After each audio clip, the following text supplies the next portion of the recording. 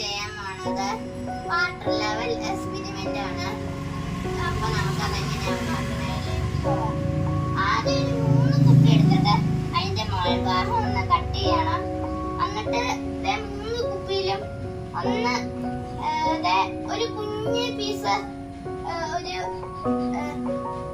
Hose എടുത്തിട്ട് അതിന്റെ അളവിനുള്ള cut ചെയ്യണം. എന്നിട്ട് അതിൽ ലീക്കേജ് വരും. അന്നേരം അതിലൊരു എംസീൽ വെച്ചിട്ട് ഒട്ടിക്കണം. അന്നേരം ലീക്കേജ് ഒക്കെ പോവാതിരിക്കും. ഇനി നമുക്ക് അതിലേക്ക് വെള്ളം ഒഴിച്ചു കൊടുക്കാം.